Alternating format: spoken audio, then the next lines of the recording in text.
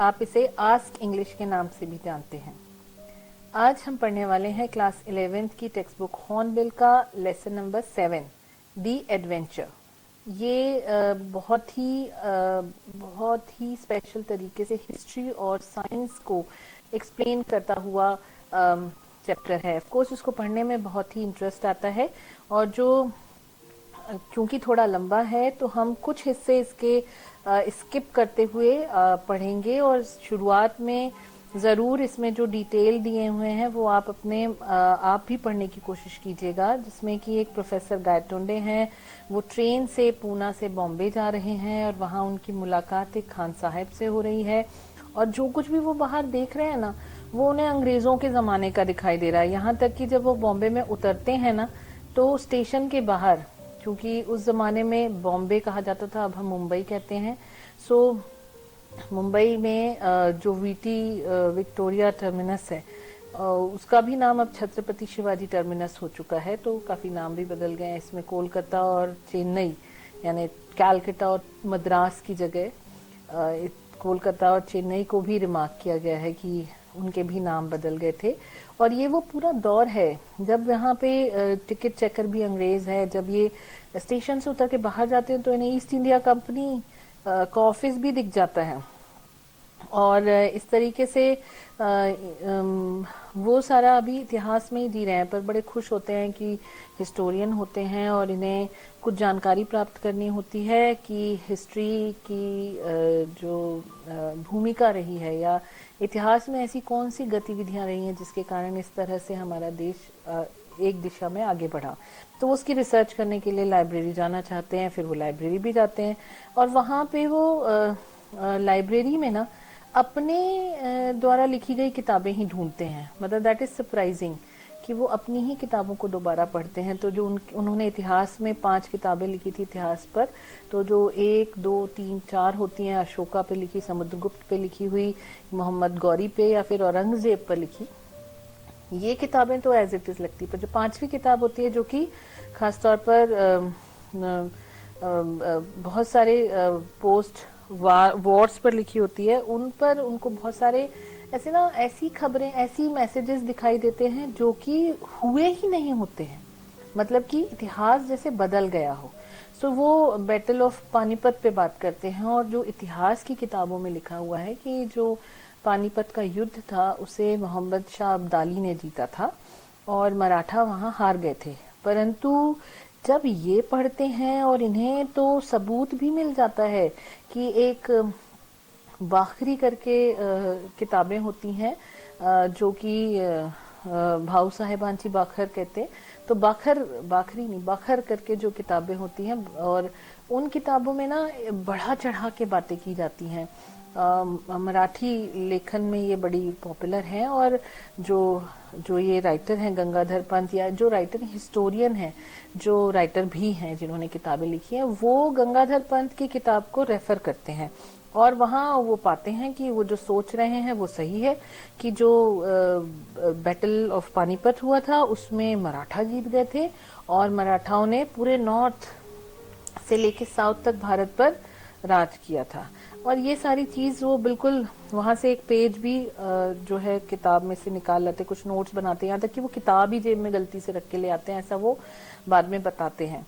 परंतु जब वो लाइब्रेरी से निकलते हैं और आगे बढ़ते हैं, और अगले दिन थोड़ा मतलब जैसे बोलते हैं ना घूम रहे हैं, तो वो आजाद मैदान में देखते हैं कि बहुत सारे, अब ये दूसरी घटना का जिक्र है, और ये आजाद मैदान में बहुत भीड़ लगी है और सभा चल रही है। पर बड़े आश्चर्यचकित होते हैं कि ये जो सभा है, इस सभा में कोई भी सभापति क्यों नहीं है। मतलब अध्यक्ष की जो कुर्सी होती है वो खाली होती है, तो ये उस कुर्सी पे जाके बैठ जाते हैं। तो लोग चिल्लाते हैं कि हटो, हमने ये नियम ही बदल दिया है कि अब कोई अध्यक्ष नहीं रहेगा, कोई थैंक्स गिविंग नहीं होगी, कोई अपने इंट्रोडक्शन और अपने बढ़ा चढ़ा के अपने अचीवमेंट नहीं सुनाएगा, सिर्फ जो वक्ता है, जो स्पीकर है, वही बोलेंगे। तो ये नाराज होते हैं कि ऐसा तो कभी हुआ ही नहीं है, बिना अध्यक्ष के थोड़ी ना सभा चलती है। और ये माइक संभाल के लोगों को कुछ समझाने की कोशिश करते हैं तो लोग इस पे अंडे और टमाटर और ना जाने क्या क्या फेंकते हैं, और फिर भीड़ का झुंड उठा के इनको स्टेज से ना उतार देता है और भीड़ में ये गुम जाते हैं। अब ये सारी जो कहानियां हैं ये सब कुछ वो अपने वैज्ञानिक दोस्त राजेंद्र को सुनाते हैं। और वहां से मैं आपको एक्सप्लेन करती हूँ कि वो सभी कुछ सुना रहे हैं, पर राजेंद्र उसका साइंटिफिक एक्सप्लेनेशन कैसे देते हैं और कैसे इन सब घटनाओं का संबंध बताते हैं। तो वास्तविकता ये है कि जो हमारे राइटर साहब हैं गंगाधर पंत जी, गायतोंडे जी, ये जब ये पानीपत जाने वाले थे एक पेपर प्रेजेंटेशन करने, अपना व्याख्यान देने, जो कि उनका 1000वां व्याख्यान या लेक्चर होता, तो उस लेक्चर के लिए इनका जो टॉपिक था कि अगर काश ये जो युद्ध हुए हैं इनके परिणाम बदल जाते तो देश कैसा होता। तो डू यू अंडरस्टैंड, ये सारी कहानी जो मैंने अभी आपको समझाई, ये सब कुछ उसके आसपास ही बुनी गई है। तो यही वो चीज राजेंद्र को भी बताते हैं, और वो तब बताते हैं कि जब वो वापस दुनिया में आ गए। जैसे मैंने पहले बताया ना कि वो आजाद मैदान में थे, तो कभी अंग्रेजों के जमाने में थे, कभी ईस्ट इंडिया कंपनी के बिल्डिंग में थे। इस तरह की सारी चीजें उनके साथ गुजर रही थी, ये 2 दिन का समय जो था। पर अब जो है वो वापस अपनी ही दुनिया में आ गए हैं, अपने मित्र से बात कर रहे हैं। तो उनके मित्र उनको बताते हैं कि ये एक तरीके से एक थ्योरी है विज्ञान की, जिसे कैटास्ट्रॉफी थ्योरी कहते हैं। और कैटास्ट्रॉफी थ्योरी में ये एक, अगर बहुत ही लेमैन तरीके से बताया जाए, तो मतलब जब कोई सदमा पहुंचता है ना, तो हम उसी जीवन में जीना चाहते हैं या उसी रूप से रहना चाहते हैं जो कि हमें पसंद है या जो हम जिसके बारे में सोच रहे होते हैं। तो बस जो राजेंद्र जी हैं वो समझाते हैं कि क्योंकि आप वही सोच रहे थे जिस समय, चूंकि मैंने बताया कि इनका एक्सीडेंट हो गया था और उसके बाद ये 2 दिन तक, या तो कहना चाहिए अनकॉन्शियस या बेहोश रहे या कोमा में रहे, तो ये इनका जो दिमाग था वहीं पे, या न्यूरॉन्स जो थे या जो इनके बॉडी का केमिकल कॉम्पोजिशन था या मैसेज थे, वो उसी जगह पर अटके रह गए जब वो जो सोच रहे थे जस्ट बिफोर द एक्सीडेंट। और यही चीज वो अप्रूव करना चाहते हैं कि नहीं नहीं, मैं ऐसा कुछ नहीं कर रहा था। पर उसके बाद सबसे सरप्राइजिंग चीज जो वो राजेंद्र को दिखाते हैं कि राजेंद्र हैरान हो जाते हैं कि उनके पास सच में वो बखर होती है, जो बखर में ये लिखा होता है कि पानीपत का जो युद्ध है वो मराठाओं ने जीता था। भाऊ साहब जो विश्वास राव थे उनको गोली नहीं लगी थी, वो बच गए थे। परंतु फिर जब रियल वर्ल्ड में आते हैं वही बाखर दोबारा देखते हैं, तो यहाँ जो एक्सप्लेनेशन है वो बिल्कुल उलट हो जाता है कि नहीं, जो विश्वास राव को बुलेट लगा था, गोली लगी थी। So this is not at all confusing, this is what his mind. So Gaitonde या गंगाधर पंत का दिमाग जिस तरफ से सोच रहा था वो सब कुछ उनके सामने होता हुआ उन्हें नजर आ रहा था। इसी में हम आगे पढ़ते हैं कि अब राजेंद्र जी ने इसे वैज्ञानिक तरीके से कैसे एक्सप्लेन किया है। तो वो गायतोंडे को बोलते हैं, professor Gaitonde, I'll rationalize your experience on the basis of 2 scientific theories as known today। आज की तारीख में 2 बहुत ही प्रसिद्ध जो साइंटिफिक थ्योरीज हैं उनसे संबंध करके मैं एक्सप्लेन करना चाहूंगा। अब ये whether I succeed or not in convincing you of the fact, only you can judge। अब मैं इसमें सफल होता हूँ या नहीं होता हूँ ये तो आप ही निर्णय करेंगे। But you have Indeed pass through a fantastic experience, और मोर करेक्टली अ कैटास्ट्रोफिक एक्सपीरियंस। तो वो कहते हैं कि आपने बहुत ही शानदार अनुभव किया, या ये कहना चाहिए कि कैटास्ट्रोफिक एक्सपीरियंस मतलब सदमा। अब मैं यहाँ एक छोटा सा एग्जाम्पल देना चाहूंगी। कैटास्ट्रोफिक एक्सपीरियंस का एग्जाम्पल होता है, एक ग्राफ है बकायदा, कि जब आपको कोई एक शॉक या एक झटका या एक एकदम परिस्थितियों में चेंज आता है तो आपका व्यवहार बदल जाता है। अब दोनों ही चीजें संभव है, आपका व्यवहार बेहतर हो सकता है, आपका परिणाम बेहतर हो सकता है, या इसका उलट भी हो सकता है। तो इट डिपेंड्स। और यही चीजें बताती हैं कि प्रोबेबिलिटी या पॉसिबिलिटीज जो हैं वो बहुत सारी होती हैं परिस्थितियों के हिसाब से। अब वो राजेंद्र जी से बोलते हैं कि प्लीज कंटिन्यू, मैं सुनना चाहता हूँ। तो वो राजेंद्र समझा रहे हैं प्रोफेसर गायतोंडे को कि you have heard a lot about the catastrophic theory at the seminar. पहले तुमने उस समय जो सेमिनार चल रही थी उस समय तुमने बहुत कुछ सुना था। So let us apply to the battle of Panipat. बोले चलो अपन पानीपत के युद्ध पर भी इसको लगा के देखते हैं। War fought face to face and in open grounds offer excellent example of this theory. बोले जितने भी युद्ध हैं वो सामने आमने खेले गए हैं या लड़े गए हैं, और ये सबसे सही उदाहरण है कैटास्ट्रॉफी, क्योंकि अचानक निर्णय कुछ और होता था. The Maratha army was facing Abdali's troop on the field of Panipat. और जो पानीपत का युद्ध चल रहा था उसमें दो टीम थी, एक मराठा और एक अफगान से जो आए थे अब्दाली, अहमद शाह अब्दाली या अहमद शाह दुर्रानी कहा जाता है. So there was no great disparity between the latter's troop and the opposing forces.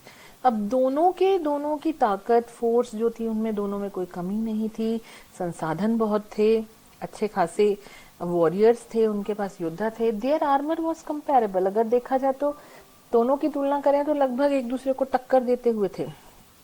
So a lot dependent on the leadership. अब सबसे ज्यादा जो निर्भर करा वो काय पे किया, leadership and the moral of the troops. तो जीत होगी या नहीं होगी उसका सारा दारोमदार या जिम्मेदारी किसकी थी, लीडरशिप पे. और लीडरशिप के अलावा जो आर्मी है उसका मनोबल कितना ऊंचा है, वो कितने जोश में है. So the juncture at which Vishwas Rao, जिस समय विश्वास राव की मृत्यु हुई, killed, he was killed, that he was the son and the heir. Here यानी यहाँ पे एयर यानी होता है उत्तराधिकारी. सो जो पेशवा के उत्तराधिकारी जो थे और उनके बेटे थे विश्वासराव, उनकी मृत्यु हुई. यहाँ से it became a turning point. वो एक पूरी तरह से बदलाव का बिंदु बन गया या पॉइंट बन गया. एज हिस्ट्री हैज इट, अब जो उनके अंकल थे भाऊ साहेब, वो ही रश टू मेले. मेली यानी होता है भीड़ या झुंड, या जहाँ पे बहुत उलझे हुए लोग हैं, गुत्थम गुत्था हुए पड़े वहां. तो जब युद्ध चल रहा होगा जहाँ लड़ाई, तो वहां ये दौड़ के गए बचाने. वॉज नेवर सीन अगेन, पर उन्हें भी दोबारा कभी नहीं देखा गया. So whether he was killed in battle और सर्वाइव्ड इज नॉट नोन. यहाँ तक ये भी नहीं पता कि उनकी मृत्यु हो गई युद्ध में या नहीं हुई. सो अब ये सारी चीजें हिस्ट्री वाले प्रोफेसर को सब कुछ पता है, ये सब बता रहे हैं. सो वही राजेंद्र जी उनको एक्सप्लेन कर रहे हैं कि exactly professor, and what you have shown me on the torn page is the course taken by the battle when the bullet missed विश्वास राव. तो वो कहते हैं ये जो वो मैंने कहा ना, एक जेब से कागज निकालते हैं किसी किताब का, जो वो वहाँ पुराने जमाने में या कोमा के समय जो वो लाइब्रेरी में गए थे, वो सबूत के तौर पे इन्होंने पेश किया था. तो ये बता रहे हैं राजेंद्र जी की यस, आपने जो मुझे वो कागज दिखाया है, ऑफ कोर्स वो हुआ होगा बैटल के दौरान. A crucial event gone the other way. एक ऐसा बहुत ही जिसको बोलते संवेदनशील या महत्वपूर्ण घटना थी, पर वो अलग तरीके से घटी. And its effect on the troops was also opposite. और उसका प्रभाव भी जो दलों पे, जो आर्मी थी उन पर पड़ा, वो भी अलग तरीके से पड़ा. It boosted their morale and provided just that extra impetus that made all the difference. इसी घटना के कारण ये हुआ कि जो आर्मी थी उनका जोश बढ़ गया, उनका मनोबल बढ़ा, और उन्होंने पूरा, जिसको बोलते हैं इम्पीटस का मतलब होता है बहुत एकदम बिल्कुल विगरस या फोर्सफुल तरीके से, या दिशा में जोर लगाना, उस तरीके से यही परिवर्तन लेकर आया जो कुछ आगे बढ़ा. सो वो बोलते हैं हाँ हो सकता है. That only similar statement are made about the battle of Waterloo. तब ये वाटरलू के युद्ध की बात कर रहे हैं कि उसमें भी ये कहा जाता था कि नेपोलियन शायद जीत सकता था. बट हम जहां अभी रह रहे हैं वो यूनिक वर्ल्ड है, और इसका इतिहास भी बहुत यूनिक मतलब एक ही इतिहास है, एक ही दुनिया है, ऐसे दो दुनिया या नाना प्रकार के इतिहास नहीं है. So it might have been, मतलब शायद हो सकता था, ये for the sake of speculation, अनुमान लगाने के लिए ठीक है, बट नॉट फॉर रियलिटी. पर सच्चाई ऐसी नहीं है. तो वो राजेंद्र जी बोलते हैं हाँ ठीक है, that I agree, I take issue with you there. So अब बोलते हैं that bring me to my second point which you may find strange but please hear me out. अब उन्होंने दो थ्योरी बताने की बात करी है. तो दो में पहली तो उन्होंने कैटास्ट्रॉफी थ्योरी बता दी, अब दूसरी वो बोल रहे हैं और ये कह रहे हैं कि ये तो और अजीब लगेगी तुम्हें, पर प्लीज मुझे सुनो. तो गंगाधर पंत जी सुनने लगते हैं और राजेंद्र जी सुनाते हैं कि what do you mean by reality. सच्चाई या वास्तविकता आपके अनुमान से होती क्या है. We experience is directly with our senses और इनडायरेक्टली बाय इंस्ट्रूमेंट. या तो हम सच्चाई को सामने देखते हैं, अपने सेंसेस से अनुभव करते हैं, या फिर किसी यंत्र या किसी माध्यम से अनुभव करते हैं. But is it limited to our what we see. तो क्या सच्चाई सिर्फ उतनी ही होती है जो हमें दिखाई देती है, या does it have other manifestation, या किसी और रूप में भी आ सकती है, हो सकती है। सो वो कह रहे हैं, आगे एक्सप्लेन करें, the reality may not be unique, सच्चाई यूनिक नहीं हो सकती। It has been found from experiments on a very small system. तो वो कहा है उन्होंने कि हमने कई बार ऐसे कई प्रयोग किए हैं, खासकर बहुत ही सूक्ष्म तंत्र पर प्रयोग किए हैं, जो कि माइक्रोस्कोपिक वर्ल्ड होता है।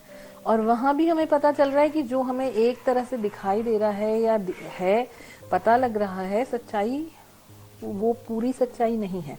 सो उन्होंने बताया of atoms and their constituent particles. जब हम when we deal with such system of physics, physicists discovered something startling। जब हम ऐसे ही सिस्टम्स को चेक करते हैं, स्टडी करते हैं, तो फिजिसिस्ट जो होते हैं उनको बहुत ही जैसे चौंका देने वाला, स्टार्टलिंग यानी हैरान कर देने वाला कुछ खोज होती है या पता चलता है। The behaviour of this system can not be predicted definitely. वो कह रहे हैं अगर हम लिखना चाहें कि एक जैसे सिस्टम है और उनका जो उसके उस सिस्टम का जो व्यवहार होगा, मतलब एक जैसे एलिमेंट है तो उसमें जो गति चलेगी एटम्स की या जो विभाजन होगा, वो सब कुछ हम प्रिडिक्ट नहीं कर सकते। क्यों? क्योंकि हर एक अपने अलग अनोखे ढंग से आगे बढ़ता है। बिकॉज फिजिकल लॉ गवर्निंग दो सिस्टम्स आर नोन। अगर हमें पता भी है सारे फिजिकल लॉ, तब भी वो अपने तरीके से चलता है। फॉर टेक एन एग्जाम्पल, वो बोलते हैं कि अगर मैं एक इलेक्ट्रॉन को एक जगह से शूट करता हूँ, फायर मतलब इट्स नॉट आग लगाना, यहाँ पे शूट करना, जैसे फायर अ शॉट, गन से बंदूक चलाना, फायर अ शॉट।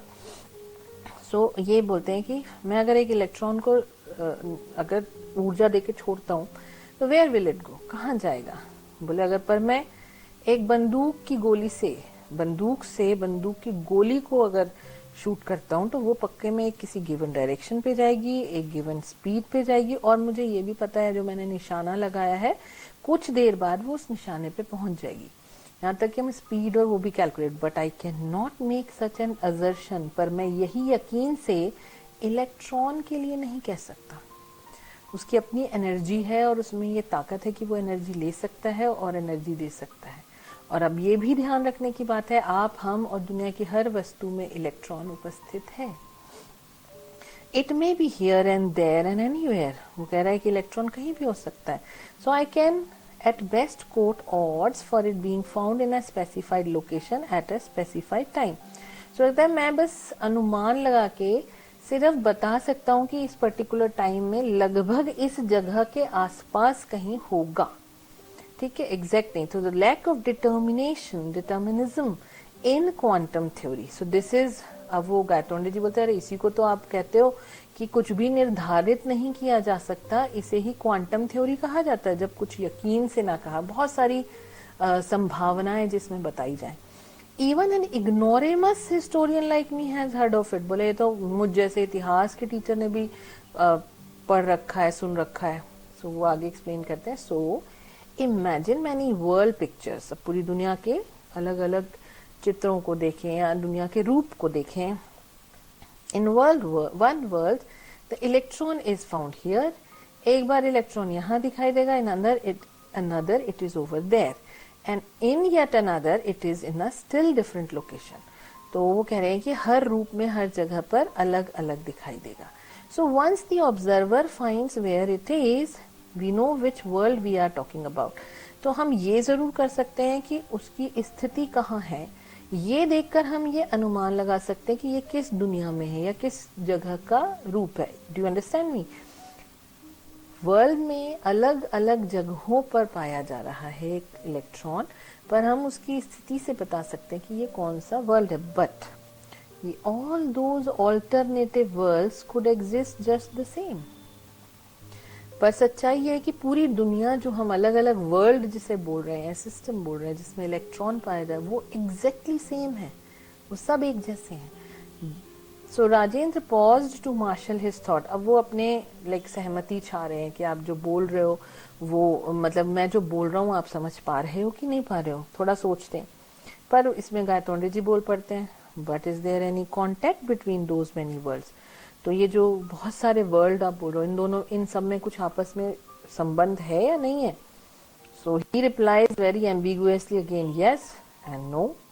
अब ये फिर सरप्राइज करने वाला आंसर कि है भी और नहीं भी है। Can you imagine two worlds, for example, in both an electron is orbiting the nucleus of an atom? तो कह रहे हैं कि चलो आप ये सोच लीजिए कि एक इलेक्ट्रॉन है जो न्यूक्लियस के आजू बाजू घूम रहा है। तो बड़े खुश होकर गंगाधर पंत जी कहते हैं, हाँ हाँ, like planet around the sun, जैसे सूर्य के आजू बाजू प्लैनेट घूमते हैं। बोले not not not quite like that, we know the precise trajectory, because planet तो अपने बिल्कुल निर्धारित पाथ पर घूमते हैं, ट्रेजेक्टरी पर घूमते हैं, but electron could be orbiting in any of the large number of specified states। पर इलेक्ट्रॉन के साथ ऐसा नहीं है, वो अपनी मर्जी से किसी भी रूप में उसका चक्कर लगा सकता है। सो दीज स्टेट्स, इन्हें कहा जाता है, may be used to identify the world. और यही स्थितियां जो होती हैं इलेक्ट्रॉन के घूमने की, उसी से तो पता चलता है कि ये कौन सा वर्ल्ड है, कौन सा सिस्टम है। तो एक स्टेट बोला उन्होंने, we have electron in a state of high energy, एक बार एनर्जी बहुत ज्यादा है इलेक्ट्रॉन में, और दूसरी स्टेट में it is in a state of lower energy, हो सकता है कि उसकी एनर्जी कम है। सो जिसमें हायर एनर्जी है, it can make a jump from high to low energy and send out a pulse of radiation. हो सकता है वो ज्यादा एनर्जी वाले से कम एनर्जी वाले में कूद कर आ जाए ट्रैक पर, तो ऐसे में जो बची हुई एनर्जी वो रेडिएशन के माध्यम से बाहर निकल जाएगी। And or a pulse of radiation can knock it out of the state number 2 into state number 1। और अगर ऐसे ही वो जो रेडिएशन निकला है वो अगर जो कम एनर्जी वाला है इलेक्ट्रॉन उसने ग्रहण कर लिया, तो वो क्या करेगा, वो ऊपर के लेवल पे, मतलब फर्स्ट स्टेट में पहुंच जाएगा और उसको हटा देगा, उसकी एनर्जी ज्यादा हो जाएगी और वो ज्यादा ऊंची जगह पे ज्यादा बड़े चक्कर में सर्कल लगाने लगेगा। So such transition are common in microscopic system। और बोले एनर्जी का ये ट्रांसफर होना इधर से उधर बहुत ही कॉमन है। What if it happened on a microscopic level rather than macroscopic level? वो कहते हैं, क्या कहते हो, क्या ये एनर्जी का जो डिफरेंस है ये हमारे जैसे वर्ल्ड में भी संभव है? ये माइक्रोस्कोपिक तो सूक्ष्म, जो सूक्ष्म दुनिया होती है जिसे हम नेकेड आंखों से नहीं देख सकते, उसकी बात है। पर ये माइक्रोस्कोपिक मतलब जो हम आसानी से जिसे देख सकते, महसूस कर सकते हैं। तो अब ये गंगाधर पंत जी समझ रहे हैं। I get you are suggesting that I made a transition from one world to another world and back again. बोले इसका मतलब है मैं एक दुनिया से दूसरी दुनिया में गया और वापस भी आ गया। बोले फैंटास्टिक, दो इट सीम्स, देखने में तो बहुत बढ़िया लग रहा है, अच्छा लग रहा है, this is the only explanation I can offer. पर मेरे पास भी बस यही एक एक्सप्लेनेशन है, मैं बता सकता हूँ बिल्कुल लॉजिकली, साइंस के साथ। So my theory is that catastrophic situation offer radically different alternatives for the world to proceed। वो कहते हैं कि catastrophic जितने भी theories या situation होती हैं उनमें हमेशा अलग अलग प्रकार के विकल्प आते हैं, अलग अलग प्रकार के रिजल्ट आते हैं। एक जैसी घटना के बाद भी रिजल्ट अलग अलग हो सकता है।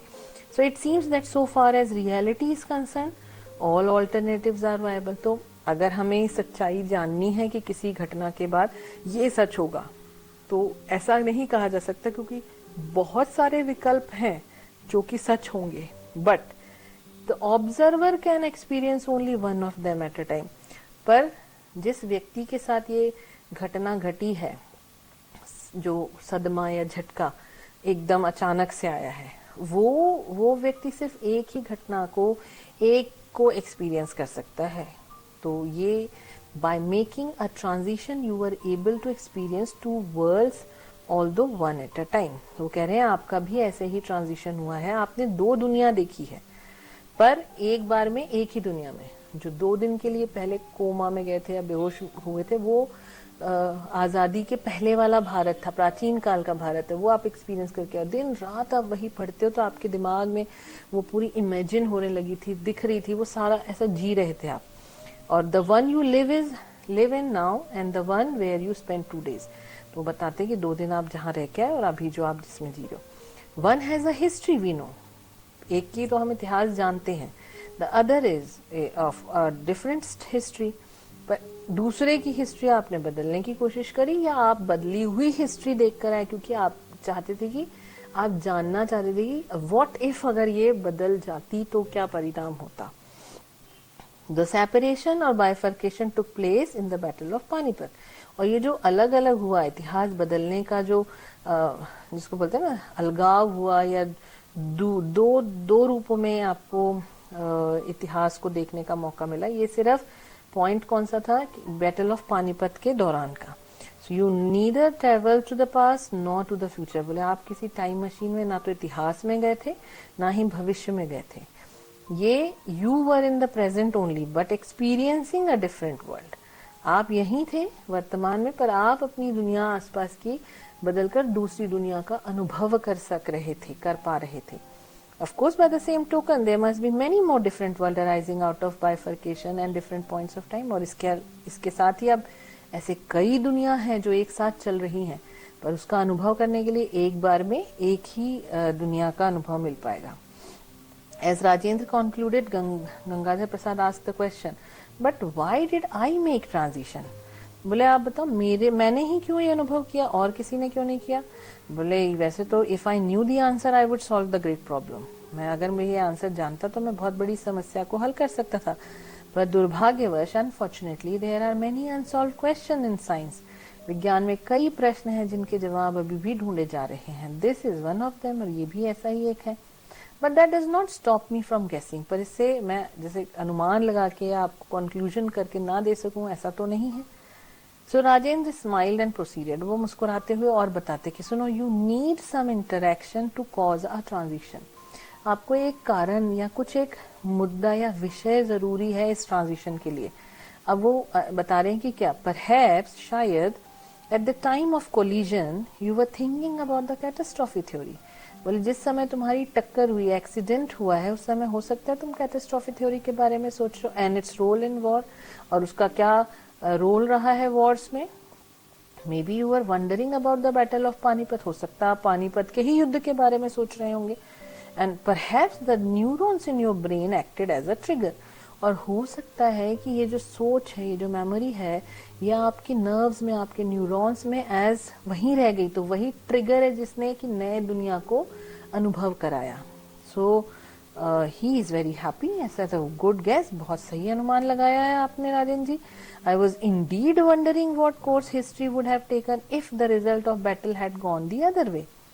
ये देखिए सही कह रहे हैं कि वो गायतोंडे जी कह रहे हैं कि बिल्कुल मैं वही विषय पे ही अपना पेपर प्रस्तुत करने वाला था। That was the topic of my 1000th presidential address. वही मैं भाषण जो देने जाने वाला था, वो मेरा 1000वां भाषण होता, और उसका विषय ही ये होता था कि अगर तो बताओ इतिहास का, हिस्ट्री का क्या रुख होता यदि जो बैटल युद्ध लड़े गए हैं उनके परिणाम अलग होते, जैसे परिणाम आए हैं उनसे अलग होते। So now you are in a happy position to recounting your real life experience rather than just speculating. Rajendra laughed. अब बोले अब समझ में आया, अब आप अपने रियल एक्सपीरियंस को समझ पा रहे हैं। ये कोई अनुमान या कोई सपना या अंदाज नहीं था, स्पेक्यूलेशन नहीं था। और ये राजेंद्र जी खुश होकर बता रहे हैं। But Gangadhar Pant was grave. अब वो बड़े शांत हो जाते हैं।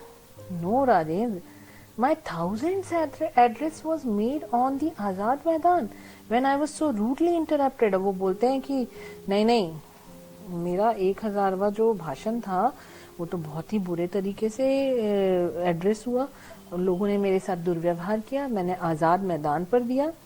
सो no, the Professor Gaitonde, who disappeared while defending his chair on the platform, will now never be seen presiding at another meeting। उन्होंने अनाउंसमेंट करा कि जो गायतोंडे जी आजाद मैदान पे अचानक कुर्सी से अपनी कुर्सी बचाते हुए भीड़ में गुम हो गए थे, गुमा दिए गए थे, प्लेटफॉर्म से या स्टेज से हटा दिए गए थे, वो निर्णय लेते हैं कि अब मैं कभी भी किसी भी